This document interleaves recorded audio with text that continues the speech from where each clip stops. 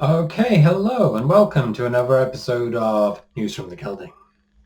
Okay, today I'm going to be talking about one of probably the first science fiction book I ever read as a child, Day of the Triffids by Wyndham. If you want to cut straight to that discussion, go to here. Otherwise, stick around and I'll be talking about the usual rubbish that I talk about at the beginning. See you in a bit.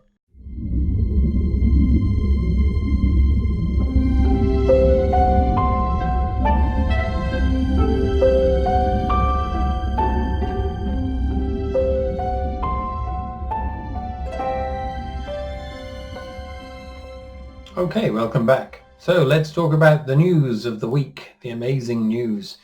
Work-wise, in relation to the book, I've done pretty much nothing other than sourcing a few photographs here and there that I might possibly use for the next painting, but I haven't done any of that.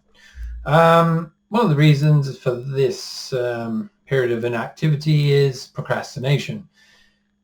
Between projects, I always struggle to get on to the next thing.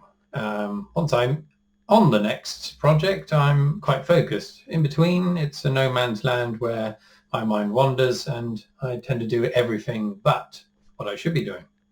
The other problem was that I had another migraine on Thursday. Was it Thursday? I think so. Yesterday? Yeah. I had to go up to Tiverton again to resubmit my DBS things for my taxi license. I did this back in July, but they want me to do it again. They want all the drivers to do it again, which is an absolute pain. So I got there again and hand in my passport and all of that. On the way, I thought I'd wash the car because I haven't washed it since I started doing this job. So it's gone from a nice silver colour to a brown. Anyway, so I washed it all off, but partway through doing that with the jet wash in Tiverton, I started to get a migraine. No pain at the beginning as usual, just visual distortions across my vision. So I managed to drive to the council offices before I couldn't see properly. And then eventually it went away. I was able to drive back home to Exeter, and then the pain hit me. Took a paracetamol, went to sleep for an hour and woke up fairly okay, but it normally rattles my brain for a few days afterwards, so no work. Okay, that's a nice bit of news. Right, what should we do next? Beard news. Let's get beard news back on. I've had it trimmed. Normally, I seek the expertise of a professional barber, but this time I wanted to save the whatever it was, £6 that it normally costs, and did it myself. I think it was fairly okay, but I almost ruined the whole thing because my clippers are quite brutal things, and it started taking big chunks out. But anyway, I've made it narrow on the sides, and I'm keeping it long below. It needs a little bit of a trim here and there because it's getting all wispy, but these are the harsh realities of wearing a beard and not wanting to pay for it. Okay, beard news gone. What else have we got? Tooth news. Let's do a bit of tooth news. As I said last week, the other week, my teeth are on shaky ground these days. I've been to a dentist for 6 years, something like that, because I can't afford it. Even when I was with an NHS dentist, I was heavily in debt, so I couldn't pay for it. I managed to secure free dental treatment 6 years ago, but the week I had the tooth extraction planned, I got a new job, and so that was invalidated. So then I was faced with the fact that I had to start paying my debt off. So no teeth, no dentistry. So I finally bit the bullet, and I've gone onto the NHS waiting list, and I was told that there's 3,000 people already on it. So I'm not going to be seeing a dentist anytime soon. So I rang a private dentist just down the road and asked them how much for a checkup. £89. That's not happening. So I've got an emergency number. If I had another bit of tooth fallout, so it's quite sensitive now. So cup of tea can cause pain. Anything causes pain if it goes on there. So if the pain gets any worse, I'll have to ring this emergency number and they'll see me right away. I think it's the only way I'm going to be able to do it. Tooth news complete. Okay, last bit of news. Slug news is back on the agenda. I'm going to call it Slug Watch from now on, thanks to my brother Kirk. Excellent idea. Okay, so I'm just going to put up a couple of pictures. On Monday, walked into my studio in the morning and found these two blighters cavorting upon the carpet. One of them's left a fairly odd deposit beneath it, which is still there. I'm not quite sure what it was up to, but not pleasant. Anyway, I took them outside. I didn't execute them. They went off on their own. And no trails since, so maybe the end of it. But hopefully they do come back just so that I can film them. I haven't managed to set up a rig yet to film them, but that would be nice if they do come back, and then we can have another episode of Slug Watch.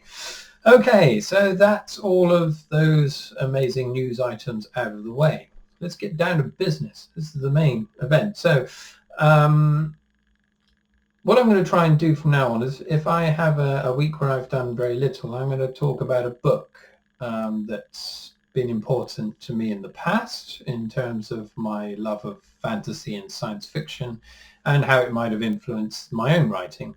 And so for the first one, I'm going to pick Day of the Triffids by John Wyndham. Now, this is one of the very first books I ever read.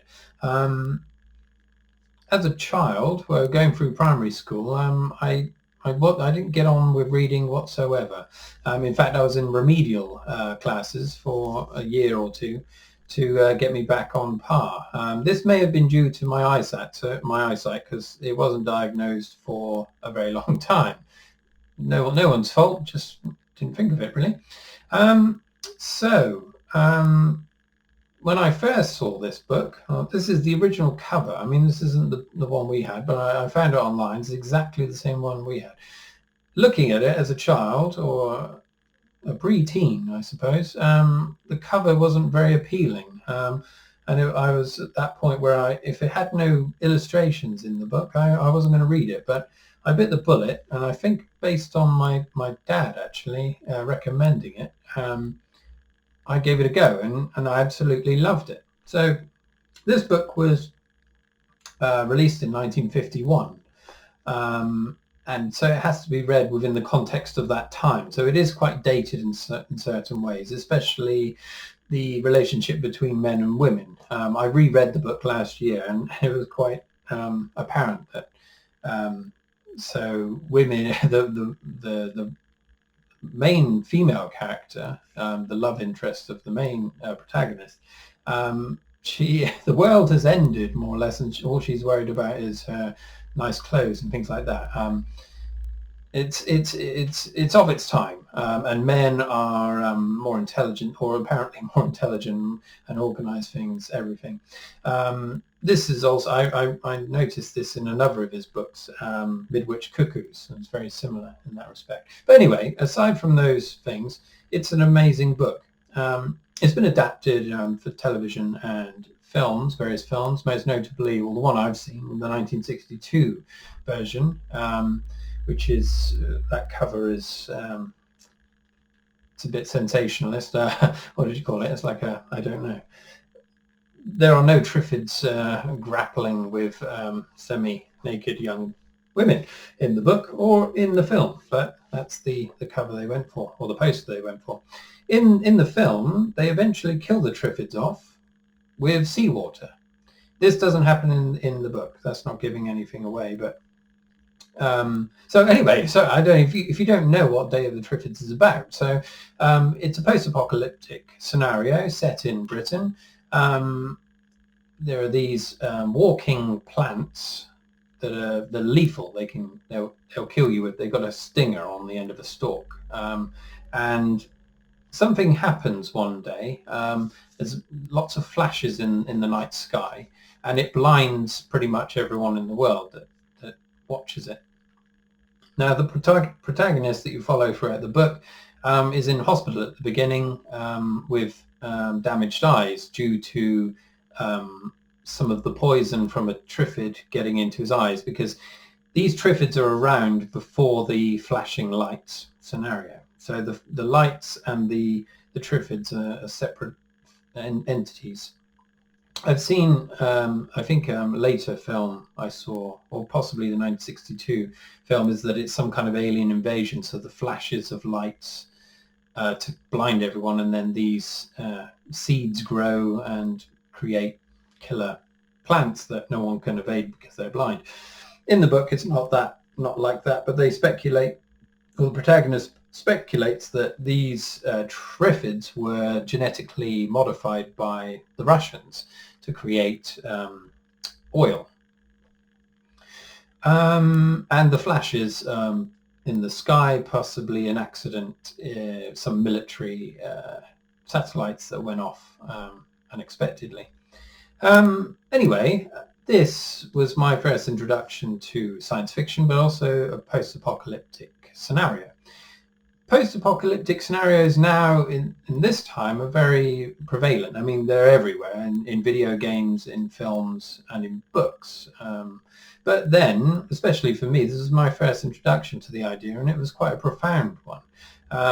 The idea of civilization just ending in a day, in effect, was quite amazing, especially considering some of it takes place in London. And so it goes from this bustling metropolis to an almost silent and dark place. It's also, it's another, anyway.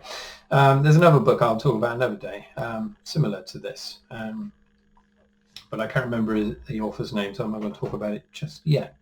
Was it Jose Saramago, maybe? It's called Blindness. But anyway, I'll talk about it another time. That was an amazing thing for me at the time, and I read the whole book, even though I used to struggle with reading. But that was one of the first footholds I had into reading, because I at last I'd found something I wanted to read. So this book follows the main character, and it's all seen through his eyes, and it's about the breakdown of civilization primarily. Law and order goes out the window, and like other things like The Road, Cormac McCarthy, I think, I can't remember.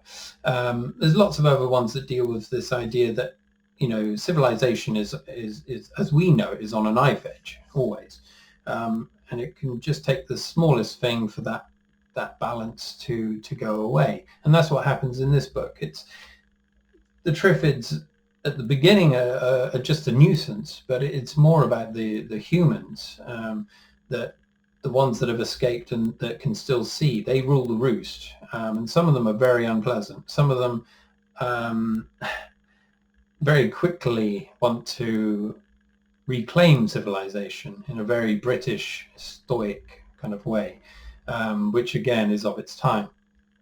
But that's where the interest lies, those human interactions and the barbarity, really, that can result from something like this happening. I mean, that's the scariest part of it. Later on, the Triffids become more of a problem when they start growing more, and there's just hundreds of the things. But I'm not going to say what happens at the end, or what might or might not happen at the end. I think it's worth reading. It's a brilliant book, as are The Midwich Cuckoos by John Wyndham, which was turned into the film Village of the Damned. That's also a brilliant book. And The Chrysalids, that's another good one. But the whole idea of post-apocalyptic scenarios, I suppose, was probably, I'm sure it happened in literature before the 1950s, but I imagine it was some of these stories, especially Day of the Triffids, was probably a direct result of the development of the nuclear bomb and the Cold War, and the idea that our civilization or the world could be killed by man-made weapons. So that's a really interesting thing in itself. Okay, I won't go on too much more because I read the book maybe a year ago as a rereading. I've started rereading books from before, so I don't know it in. I can't remember the main details, just the salient points that I've already talked about. But anyway, I imagine I might talk about another book next week because. Or I might talk about I'm going to start sketching this new painting soon. Half term starts today, so I've got a whole week available, and I'm going to really work hard to get things done. I'm going to get the early sketches done, but I'm not going to mess around too much. I'm just going to set up the easel, set up my camera, and start painting this time. No planning, let's just get into it. See what happens. The other one I planned to within an inch of its life, and it wasn't really pleasant to do. So that's the plan. Okay, I'm going to have to leave it there, I think. Hope you all have a nice week, and I'll definitely see you next Friday. Okay? Cheerio.